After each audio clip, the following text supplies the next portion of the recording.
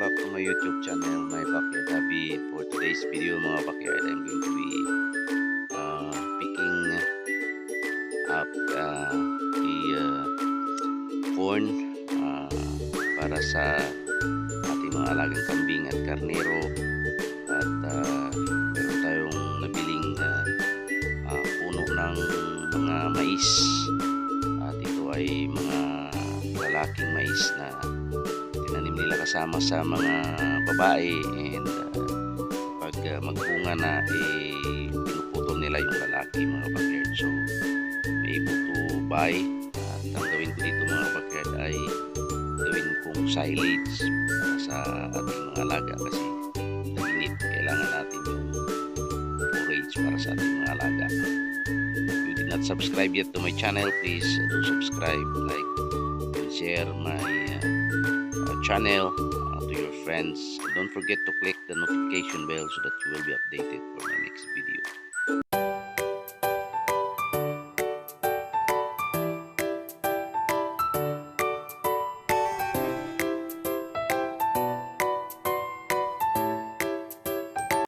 Dito nila yan mga kabakit, tinapas lalaki ng corn yan. Actually malawak ito hanggang dun sa kabila, pero dun sa kabilang may-ari ayaw na nagbibinta dahil bibili ng kanyang kapatid. So dito na bibigay sa atin. So mga kapatid, kanilang kinapas siguro isang hapon nakuha ko na rin isang truck. So nabili natin ng 300 baht ng isang truck. So ito yung silage na ilang drum sa fresh na shreds ko kahapon ay ibigay ko na sa atin. Pagkain na natin sa ating mga alaga at mga kumain. Kaya ibigay ko muna po sa sasakyan natin. Mga bakit, ito yung nakuha natin. Yan. Nagdala ko na dito isang truck, hindi na puno masyado, pero mayroon pa tayong kukunin mga bakit in the next 2 days. Yan. Yan mga bakit, ang gawin natin dito is rinse natin, tapos i-ferment with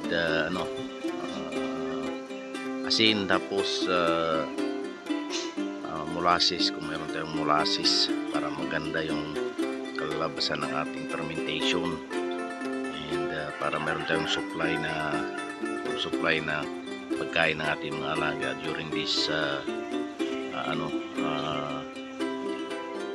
hot season, summer mga bagay. Yun lang mga bagay.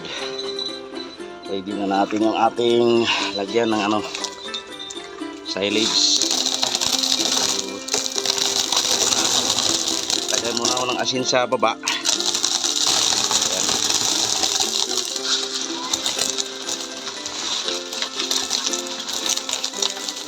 Yung aking gagamitin mga bakit ay asin lang. Ayan. Tapos kada every level mga bakit, maglagay tayo ng asin mga bakit. Ito mga bakit, yan. So linagyan ko na ulit ng asin sa taas, tapos pero kailangan ma-press natin to ng maayos mga bakit, para hindi mapasukan ng hangin, para maganda yung kalabasan ng ating silage or fermentation. So kailangan natin siguraduhin na walang papasukan yung hangin, at kailangan ma-seal natin ito ng maayos maya. So ito na mga backyard yung na-shreds ko na mga gamit yung ating shredder machines na machine na maliit. Yan ay nakapag-shred tayo ng maraming sako, and siguro 3-4 na drum to mga backyard. So asin lang yung gagamitin ko. Yung ginamit natin mga backyard na asin, sa every layer ay isang dangkal lang mga kabakyard. Yan. Para maganda yung kalabasan ng ating fermentation. Kung mayroon kayong molasses, mas maganda din mga kabakyard. Pero ngayon hindi ako nakabili ng molasses. Naubos na sa tubig ng ating mga alaga. So bibili pa tayo. Ayan mga kabakyard, ganyan tayo mag-ferment. And sa mga nagtatanong kung bakit kailangan pang i-ferment or kailangan natin gawing silage, na pwede naman na maibigay ng diretso, ang sagot natin dyan mga kabakyard ay para kasi nga marami tayong corn na nagapas. So kailangan natin na i-ferment, kailangan natin gawing silage para may preserve natin ng matagalan, preserve ng mahaba. And isa pa para lumabas pa yung nutrients na kailangan ng ating mga alaga galing dito sa materials na ating ginagawang silage mga kabakyard. So ganoon lang kasimple, para ma-preserve ng mahaba. At ginagawa natin itong silage para marami tayong makaimbak na pagkain sa ating mga alaga, para mananatili na magiging healthy at busog palagi yung ating mga alaga, hindi sila makulangan sa pagkain. And maganda itong corn na to mga kabakyard. Itong corn na to nabili ko po sa mga farmers dito sa Thailand, kasi iba sila ditong magtanim ng mais. Marami sa kanila nagtatanim sila ng mais, at sa pagtanim nila ng mais, mayroon din silang tinatanim na yung malalaki na mais. And once na bumunga na yung mamulaklak na yung lalaki at magbunga na yung lalaki, susunod na din na mamulaklak yung babae. And pagkatapos nyan na mamulaklak na yung babae, ginagapas nila itong lalaki, so kaya ito yung ginagamit dito ng mga nag-aalaga ng hayop na pakain sa kanilang mga alaga. And take note mga kabakyard, hindi nila ito in-spray ng pesticide or insecticide. So kapag gagapasin nila muna yung lalaki before sila mag-spray, and then mag-abuno mga kabakyard. Ayan. So kaya patuloy natin to mga kabakyard. Punong-puno na. Ayan. Lagyan ko na lang ito ng plastic sa taas, tapos ilak mga kabakyard. Ilagay yung lid nya para mailak natin. Siguradong walang pahangin na makapasok, kasi talagang na-press natin ng maayos to. Ayan.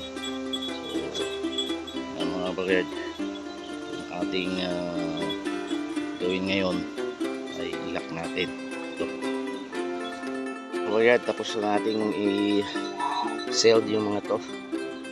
So sa mais natin ay nakagawa tayo ng 6 na mga kabakyard, 6 na drum na silage. And so hopefully in few days mayroon pa rin akong makabili ako ulit, kasi mayroon pa daw, but another few days.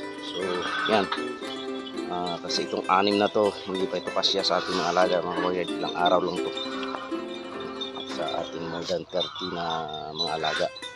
At yan na mga kabakyard, after 14 days pwede ko na ito mapakain sa aking mga alaga. And i-update ko kayo kung maganda yung kinalabasan ng ating silage mga kabakyard. Maraming salamat sa patuloy niyong pagsuporta sa aking munting channel dito sa ating backyard hobby. And God bless everyone.